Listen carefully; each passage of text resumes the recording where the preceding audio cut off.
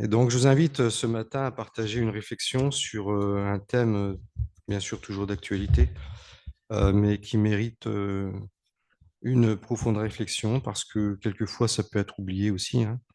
On sait très bien, comme le dit l'apôtre Pierre, que je vous rappelle ces choses, je ne cesse de vous rappeler ces choses, parce que l'homme, le cœur de l'homme, a tendance aussi à oublier des vérités bibliques. Et donc, j'ai à cœur de parler ce matin de la réprimande biblique dans le cadre de ce vaste sujet de la discipline ecclésiastique, même si ce n'est pas un terme qu'on retrouve dans la Bible. Le mot discipline ecclésiastique, vous n'allez pas le trouver. Par contre, c'est comme la Trinité, hein. Les témoins de Jéhovah disent ouais, mais c'est pas écrit dans la Bible le mot Trinité. Je suis d'accord, mais elle est présente partout, la Trinité. Et la discipline biblique, on est disciple, on est juste croyant pour faire une bonne action. Si on est disciple, eh bien, on va vouloir faire quoi? Ressembler à son maître. C'est toute la différence entre un croyant et un disciple qui veut plaire à son maître. Il y a une différence. Et donc, ce sujet fait directement partie intégrante de ce thème plus vaste qui concerne la discipline ecclésiastique. C'est un sujet qui est parfois tabou dans certains milieux chrétiens, et j'ai pu m'en rendre compte à notre arrivée d'ailleurs avec Mima au début des années 90, puisque quand on parlait de ça, plusieurs versets, plusieurs phrases étaient dites comme par habitude, faut pas juger, et puis on prenait des passages bibliques qui n'étaient hors contexte, et je me suis rendu compte pourquoi beaucoup de problèmes pendant près de 20 ans que nous avons continué à essuyer et à devoir affronter parce que ce thème n'était pas bien compris ou tout simplement n'était pas voulu, on ne voulait pas forcément bien le comprendre. Or, d'ailleurs, on l'a prouvé avec toutes les études ITA qu'il n'y a pas de croissance ou peut-être même d'existence d'Église si ça n'existe pas. Vous vous rendez compte? Donc, quand je dis il n'y a pas d'existence d'Église, parce qu'effectivement, quand on veut suivre Jésus, on devient disciple. Et quand on devient disciple, eh bien, c'est pas juste parce qu'on s'est fait baptiser qu'on est disciple, mais on se fait baptiser parce qu'on est déjà un disciple. C'est toute la différence. Je ne me fais pas baptiser pour devenir un disciple, mais parce que j'ai accepté d'être un disciple. Et d'ailleurs, les premiers chrétiens, eh bien, d'ailleurs, Jésus l'a dit, hein, à ceux qui auront cru, hein, il est dit, vous en ferez des disciples et ils seront baptisés. Donc, faites de toutes les nations des disciples. Il n'a pas dit de faire des baptisés, il a dit de faire des disciples. D'où l'importance de souligner ce thème tellement important de la discipline, parce qu'elle se réalise sur plusieurs choses, elle se concrétise sur plusieurs choses. Et donc, oui, c'est une réalité, un tabou euh, qu'on a dû affronter pendant longtemps. Nous verrons que ce sujet à ne pas prendre à la légère est pourtant fondamental à l'existence, comme je viens de dire, à la croissance de l'Église, puisque lié au ministère, au combat spirituel dans le cadre de l'ordre divin, puisque Dieu est un Dieu d'ordre. Mais il est un Dieu d'ordre, mais il ne faut pas oublier ses attributs. Dans le cadre de l'ordre, il ne faut pas oublier que Dieu est saint. Dieu est justice. Dieu est vérité. Donc ça veut dire qu'il n'y a pas de mensonge en lui. Et Dieu est amour. D'accord? Ça veut dire qu'il n'y a pas de haine en lui. Donc, je vais largement utiliser une image biblique qui est tirée des Proverbes. J'aime beaucoup cette image. Je vais beaucoup la marteler ce matin parce que, en fait, je me rends compte que c'est un élément tellement important à la croissance de l'Église, au service des ministères et aussi à d'autres choses. Donc, j'aimerais prendre ce Proverbe 27, 17 qui dit ceci. Le fer aiguise le fer. Ainsi, un homme aiguise la personnalité de son prochain. Nous avons dans l'Écriture un exemple intéressant pour notre application spirituelle que nous voyons de ce petit proverbe 27-17. Et on va lire dans 1 Samuel 13-19 quelques versets jusqu'au verset 22. Et vous allez comprendre. On ne trouvait pas de forgeron dans tout le pays d'Israël, car les Philistins avaient dit que les Hébreux ne fabriquent ni lance, ni épée, ni lance. Et chaque homme en Israël descendait chez les Philistins, je souligne, pour aiguiser son soc, sa pioche, sa hache et sa bêche. Quand le tranchant des bêches, des pioches, des tridents, des haches était émoussé, et pour redresser les aiguillons, il arriva qu'au jour du combat, il ne se trouvait ni épée, ni lance entre les mains de tout le peuple qui était avec Saül et Jonathan. Il ne s'en trouvait que pour Saül et son fils Jonathan. Donc ça veut dire quoi? Ça veut dire que, eh bien, si on parle des armes d'une nation, il n'y avait que 2 épées pour 2 personnes. On se pose des questions. Hein. Est-ce que vous trouvez ça normal? Est-ce qu'on trouverait normal qu'une nation demande à ses ennemis de, leur affûter culture? Bien sûr, c'est un non-sens. Mais on voit bien que les Philistins, qui étaient donc plus puissants pour l'exiger, parce que c'est le plus puissant qui exige, n'est-ce pas? Si Israël était plus puissant, eh bien, Israël aurait dit non, maintenant c'est vous qui faites ce qu'on dit. Mais là, c'est les Philistins qui mènent la danse, comme on dit. Et donc, il dit voilà, maintenant, vous viendrez chez nous, parce que chez vous, il n'y a pas de forgeron. Vous viendrez chez nous pour faire affûter, aiguiser vos outils d'agriculture, tout ce que vous avez besoin. Et donc, pas d'épée, pas d'armement. Et on comprend pourquoi. Eh bien, on voit un David qui va vers Goliath avec quoi? Avec une fronde. Il va avec une fronde. Dieu utilisera une fronde. Jonathan va utiliser son épée pour combattre une garnison de soldats. Et l'histoire nous montre que c'est pas grâce à son épée qu'il a gagné la bataille. C'est grâce à Dieu. Vous voyez, parce que les soldats tombaient devant lui et puis lui, il donnait la mort. Mais les soldats tombaient devant lui parce que c'était l'Éternel qui menait la bataille. Seulement, dans le principe, nous remarquons ici vraiment quelque chose qui a un non-sens évident. Aller chez l'ennemi pour euh, des choses vitales, comme les outils de travail, comme ses moyens de défense. Et nous sommes pourtant ici à l'époque de Samuel, le dernier juge d'Israël, et après la proclamation de Saül, le premier roi d'Israël. Nous lisons qu'Israël donc allait chez les Philistins pour ça. Nous pouvons mieux comprendre tout ce que je viens de dire par rapport à l'histoire de David, mais ce double problème mis en avant par ce verset 19 à 22 nous montre à quel point il est gravissime d'être dépendant de ses ennemis. Parce que ça veut dire quoi, finalement? Ça veut dire qu'on est esclave. Bah oui, on est esclave de ce qu'ils décident, de leur choix. Sur une affaire vitale, eh bien, c'est grave. Alors, qu'est-ce que ça veut dire pour nous aujourd'hui? Est-ce que ce principe, ce proverbe que nous retrouvons là, a quelque chose à nous dire par rapport à la réprimande? Eh bien oui, parce que ce passage veut nous donner une leçon par rapport à un double objectif spirituel qui fait partie d'ailleurs de l'Église. Nous avons 2 objectifs. Premièrement, nos outils spirituels doivent fonctionner pour accomplir le ministère qui contribue à l'avancement du royaume de Dieu. Parce que la Bible nous dit que Dieu a donné à l'Église quoi? Des dons spirituels. Si je posais la question ce matin à chacun d'entre vous, est-ce que tu connais le don spirituel que Dieu t'a donné? Est-ce que tu peux y répondre?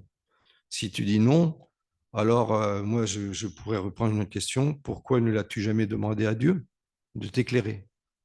Est-ce que tu es vraiment motivé pour servir le Seigneur? Vous voyez ce que je veux dire? Parce qu'en fait, c'est un outil que Dieu nous donne, spirituellement parlant, pour accomplir l'œuvre de Dieu au sein de son Église, de son œuvre, ce qu'il a décidé d'accomplir au travers de son Église, de son corps. N'oublions pas que si on est le corps de Christ sur terre, le corps sert à quelque chose. Il est la tête du corps, il décide. Mais si les membres disent, ben moi, j'ai autre chose à faire, chacun a dit, ben moi, j'ai autre chose à faire. Hein, je dois essayer mes... J'ai acheté 6 paires de bœufs, vous vous rappelez hein, je viens de me marier. Hein, je suis en train de faire ma maison. J'ai pas le temps. Ben après, construire une maison, ça peut mettre du temps aussi. Hein. Moi, j'ai connu quelqu'un qui a mis des années et des années et des années et des années, et puis à la fin, il n'a plus servi le Seigneur. Donc, vraiment, faut se poser la question ici sur est-ce que je suis motivé pour servir le Seigneur? C'est déjà un premier point. Et puis le deuxième, notre armure spirituelle doit fonctionner pour combattre les stratégies de Satan, le diable. Et donc, doit favoriser, notre armure doit favoriser l'avancement du royaume de Dieu. Et pour que cette armure fonctionne, il faut impérativement l'endosser, la préparer, l'utiliser, tout comme à l'époque, ceux qui avaient des épées, on a vu, eh bien, il fallait les aiguiser. Mais j'ai découvert quelque chose cette semaine dans la Bible, un terme que je suis parti regarder, voir ce que ça voulait dire. D'ailleurs, j'ai même oublié le nom tellement il est peu utilisé. Mais dans le langage moderne, c'est polir l'épée. Polir l'épée. Il faut en fait qu'une épée brille. Vous saviez ça? Et pourquoi?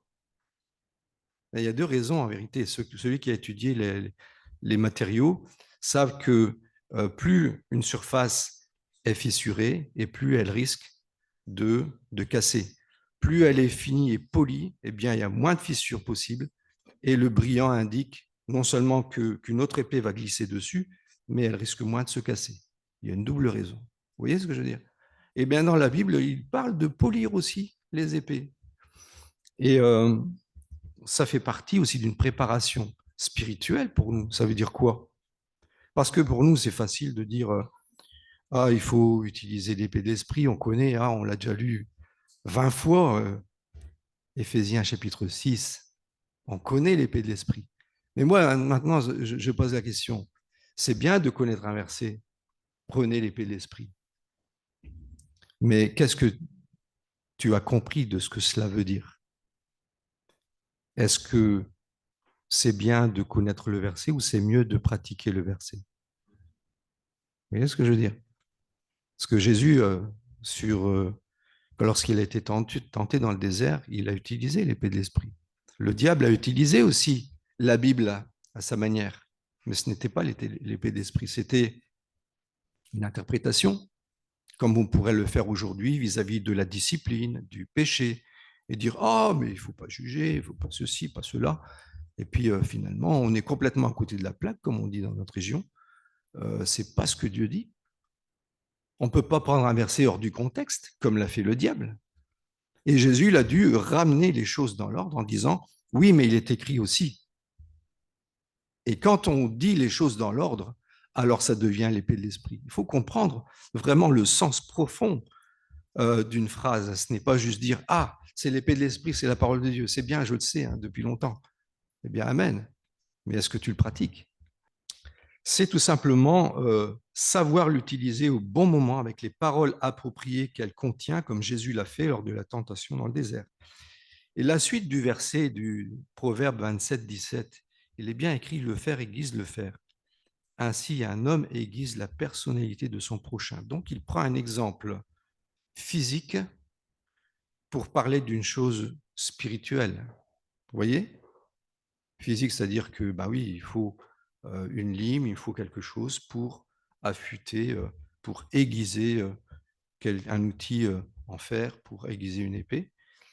Mais ça veut dire tout simplement que c'est aussi dans certaines frictions, dans certaines remarques, réprimande, puisque justement le thème, la réprimande biblique, eh bien qu'on va pouvoir de ce tranchant qui est, parce qu'une épée émoussée, un tranchant qui est émoussé, c'est qu'il est arrondi au bout. On ne le voit pas toujours bien à l'œil. Mais si vous regardez un couteau qui est émoussé, vous n'avez pas besoin de couper du pain pour vous en rendre compte. Il ne faut pas mettre son doigt dessus non plus. Hein, ne risquez pas de vous couper. Mais vous le regardez à la lumière et vous voyez que le tranchant brille. Normalement, un tranchant ne doit pas briller.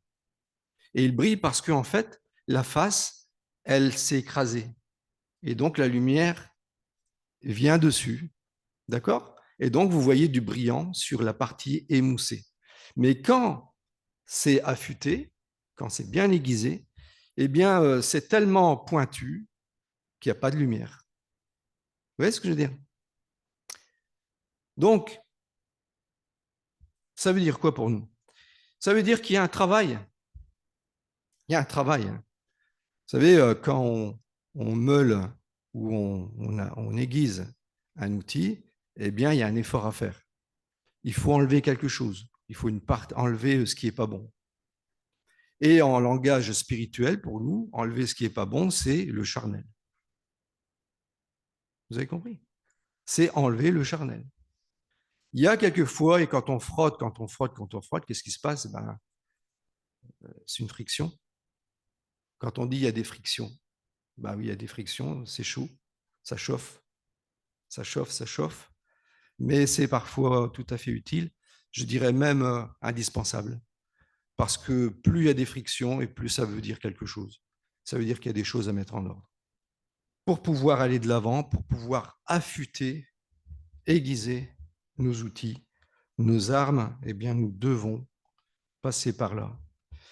Le proverbe, donc, l'applique cet usage de l'aiguisage, en effet, qui a l'effet d'une communication qui est formatrice pour un objectif précis. Autrement dit, si cette action ne se fait pas, il y aura beaucoup de travail et de fatigue inutile. On a pu s'en rendre compte pendant près de 20 ans. Nous savons combien il est important qu'un outil ou une épée soit efficace. Et ici, dans ce verset, c'est appliqué à la relation d'un individu. Il le dit clairement, ce proverbe. Ce n'est pas nous on n'est pas en train de l'inventer maintenant. On n'est pas en train de faire une nouvelle doctrine. On est en train tout simplement de dire ce que le verset nous dit. Vous voyez ce que je veux dire? Et donc, d'ailleurs, c'est même appuyé par l'Ecclésiaste chapitre 10, verset 10, hein, quand il parle de formation, de correction d'un individu vers un autre individu en vue de le former pour l'améliorer. Si le fer est émoussé et qu'on n'en ait pas aiguisé le tranchant, on devra redoubler de vigueur. Ça veut dire quoi? Ben, ça veut dire qu'on va travailler beaucoup plus pour obtenir le travail. Si vous essayez de couper un tronc d'arbre avec une hache qui est émoussée, vous allez beaucoup, beaucoup vous fatiguer. Peut-être que vous ne saurez même pas couper l'arbre. Vous voyez ce que je veux dire? Donc, le passage ici d'Ecclésiaste 10 dit que finalement, la sagesse a l'avantage du succès. Parce que la sagesse va dire, ben, là, mon outil, il a un problème. Je vais aller l'aiguiser. Je vais perdre 10 minutes, mais je vais moins me fatiguer. Vous voyez ce que je veux dire? Il vaut mieux, entre guillemets, perdre ce qui n'est pas perdre, parce qu'en vérité, c'est une bonne chose.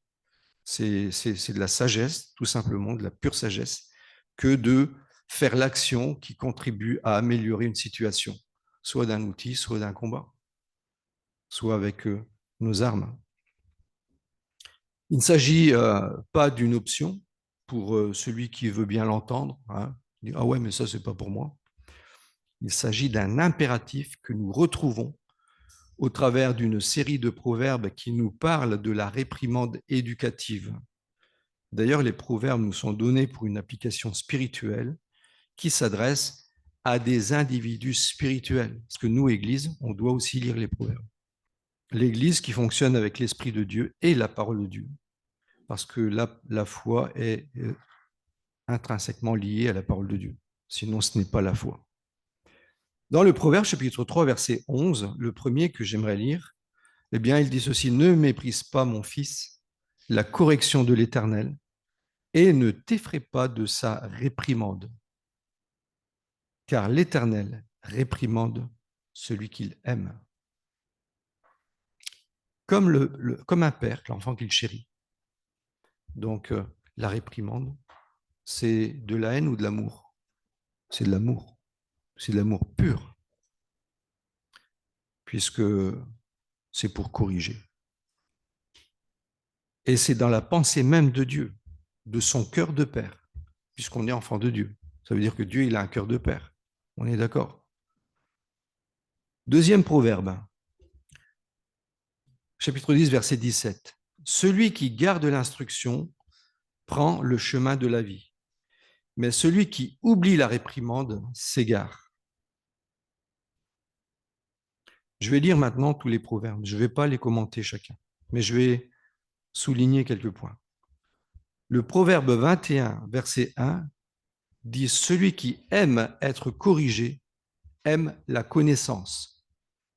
Celui qui a de la haine pour la réprimande est bête. » Le 10, verset 17, je ne sais pas si je l'ai dit, « Celui qui garde l'instruction prend le chemin de la vie, mais celui qui oublie la réprimande s'égare. » Proverbe 13, verset 18, « Pauvreté et mépris pour celui qui rejette l'instruction.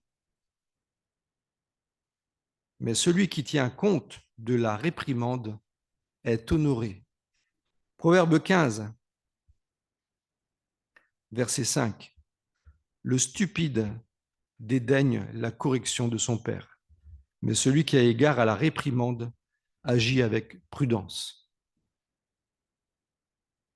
Proverbe 15, verset 10, « Une correction sévère est pour celui qui abandonne le sentier. Celui qui a de la haine pour la réprimande mourra. » Et Proverbe 15, verset 32, l'avant-dernier, « Celui qui rejette la correction méprise son âme, mais celui qui écoute la réprimande acquiert l'intelligence. » Proverbe 27, 5, « Mieux vaut une réprimande ouverte que l'amour tenu caché. » Mieux vaut une réprimande ouverte que l'amour tenu caché. Si je dis que j'ai l'amour mais que je ne reprends pas, c'est que c'est pas vraiment de l'amour. Parce que l'amour véritable ne se cache pas. Comme la foi ne se cache pas, elle est agissante. Elle doit agir par un comportement qui correspond à ce qu'il est, amour. Au travers de ces proverbes, nous voyons que la réprimande est souvent reliée à l'instruction ou à la correction. Vous avez remarqué que plusieurs fois, il est question d'instruction, garder ou de ne pas garder instruction qui prend le chemin de la vie. Aimer être corrigé, c'est aimer la connaissance. Pauvreté et mépris pour celui qui rejette l'instruction. Correction sévère pour celui qui abandonne le sentier. Et correction, celui qui rejette la correction méprise son âme. Méprise son âme. Donc on voit tout le temps lié à l'instruction, correction. Instruction, correction. Une correction nécessaire parce qu'il y a eu une déviation par rapport à une instruction. La correction est toujours reliée à une information de base. Sinon, il n'y a pas de correction, elle n'a pas de sens. La correction a toujours un sens. Mais le sens, il est donné par l'instruction. Amen, on est d'accord. On a une indication, une instruction, et c'est pareil dans tous les métiers. On vous donne une instruction, une formation, vous devez aller dans un sens. Mais si maintenant vous vous dites « Ah ouais, mais moi je préfère faire comme ça », on va vous dire bah, « Écoutez, vous prenez la porte là-bas et vous partez. » Vous voyez? Parce qu'il y a des règles à suivre. Sinon, on n'est pas dans l'instruction préalable qui est utile à une question de vie, une question vitale. Donc l'instruction donne un sens à la correction, même si la correction peut nécessiter des étincelles, une action de friction qui peut chauffer s'il y a une réticence, tout comme dans l'exemple de notre titre, pour l'aiguisage des ustensiles coupants, comme évoqué, pour aiguiser le fer. Il peut y avoir des étincelles. L'instruction est liée à la discipline biblique parce qu'elle est appliquée à des correctifs qui s'appliquent sur des faux raisonnements, des fausses doctrines, qui favorisent de près ou de loin ce qui est contraire au plan de Dieu. La discipline ecclésiastique a été instituée, ce n'est pas en vérité par les apôtres, ce n'est pas par Moïse non plus à l'époque, parce qu'il y avait quand même une discipline dans la loi, mais c'est Jésus lui-même qui l'a instituée. Rappelons-nous des paroles de Matthieu 18, versets 12 à 21. On lira du verset 15. Si ton frère a péché, va et reprends-le seul à seul. S'il t'écoute, tu as gagné ton frère. Mais s'il ne t'écoute pas, prends avec toi une ou deux personnes afin que toute l'affaire se règle sur la parole de deux ou trois témoins. S'il refuse de les écouter, dis-le à l'Église. Et s'il refuse aussi d'écouter l'Église, qu'il soit pour toi comme un païen et un péager. Ça veut dire qu'il n'y a pas de communion avec le païen et le péager. Personnes qui ne craignent pas Dieu et qui vivent dans le péché. Ce passage est souvent vécu différemment aujourd'hui par rapport à ce qu'on peut voir dans beaucoup d'églises. Bien sûr, il s'agit d'un acte manifeste et non pas de choses cachées, parce que la Bible dit les choses cachées appartiennent à l'Éternel. Mais les choses révélées, puisque nous, humains, on s'appuie sur quoi? Sur ce que nous voyons. C'est pour ça que Jésus, d'ailleurs, c'est tout à fait normal qu'il dise vous reconnaîtrez l'arbre à son fruit. Parce qu'il nous dit voilà, vous ne pouvez pas lire les cœurs. C'est mon affaire. Par contre, vous pouvez reconnaître un bon arbre et un mauvais arbre. Donc, si vous pouvez reconnaître un bon arbre et un mauvais arbre, vous pouvez reconnaître les faux prophètes à leurs mauvais fruits. Et même s'ils font des miracles.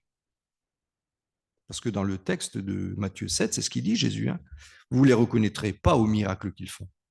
Ils peuvent même chasser des démons, mais vous les reconnaîtrez à leurs fruits. Les fruits, c'est l'action de l'esprit dans leur vie, une action de transformation qui ne pêche pas. Cette pratique, cette discipline a été pratiquée dans l'Église primitive à plusieurs reprises. Et on peut lire dans beaucoup de passages qu'on ne va pas prendre ce matin, c'est un sujet vaste, mais on voit qu'il y a des réprimandes, des exhortations privées ou publiques, des suspensions, des excommunications, des rétablissements qui sont tous mentionnés. D'ailleurs, Jésus lui-même, dans les 7 lettres de l'Apocalypse, qu'on a déjà étudiées ensemble, des chapitres 1 à 3, rappelez-vous, dans presque toutes les lettres, hein, il dit repens-toi, repens-toi. Donc, il montre qu'il y a un problème, il y a un péché. Donc, il y a une réprimande qui est bien présente dans la lettre. Et il dit je reprends et je corrige tout ce que j'aime. Et c'est dans le chapitre 3, verset 19. Encore une fois, on retrouve ici le cœur de Dieu qu'on a lu tout à l'heure, le cœur de Père, qu'on a lu tout à l'heure dans Proverbes.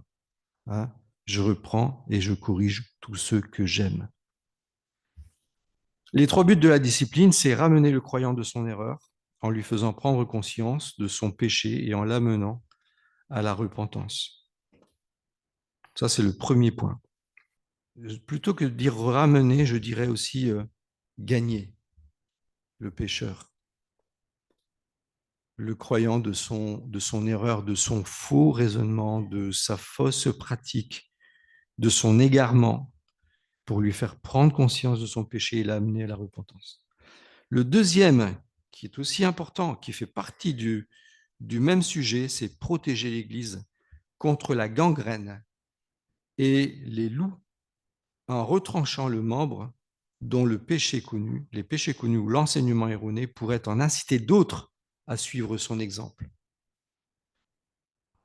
et préserver l'honneur de Dieu aussi, troisième point, et la pureté de la communion à la Sainte Seine en évitant que des personnes dont les péchés connus, parfois même du monde, parce qu'il ne faut pas croire que ce que nous considérons comme péché, il y a des péchés qui ne sont pas reconnus par le monde, il y a des choses qui sont aussi reconnues par le monde. On est d'accord, hein? Donc, si le monde voit que nous, on fait comme si rien n'était, c'était un petit peu ce qui s'est passé d'ailleurs dans le chapitre 5 de 1 Corinthiens, où il y avait un inceste dans l'Église, et puis personne ne disait rien. L'apôtre Paul dit, vous laissez faire ça, vous? Et donc, il y a eu une réaction. Et donc, par rapport au monde aussi, qui est outré, eh bien, euh, nous nous identifions pas à ces œuvres en leur faisant prendre part au repas du Seigneur. Malgré la connotation souvent très négative que représente l'idée de la discipline ecclésiastique, aujourd'hui, il est important de constater dans les trois buts qu'on vient de voir que l'amour est le principe moteur qui l'anime.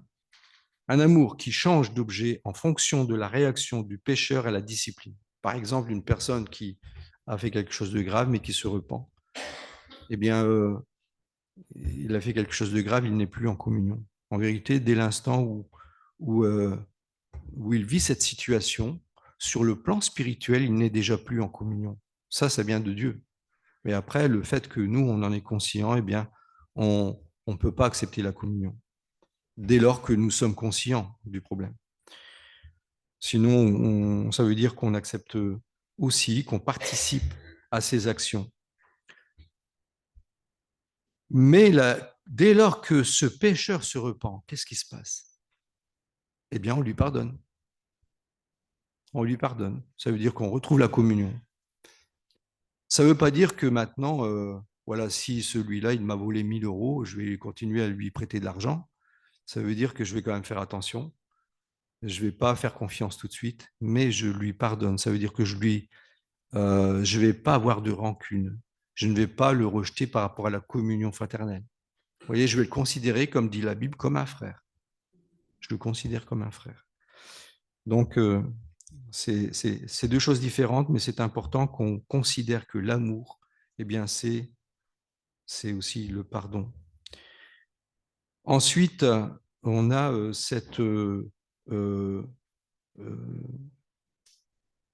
l'action de l'amour qui s'exerce aussi envers l'Église, parce qu'à chaque fois qu'on pratique la discipline, on protège l'Église, on l'a dit tout à l'heure, afin de ne pas la laisser être contaminée par l'erreur, par le faux, par le mensonge, parce que ça se propage vite. Il y a d'ailleurs un passage dans la Bible qui dit qu'aucune racine d'amertume ne produise des rejetons.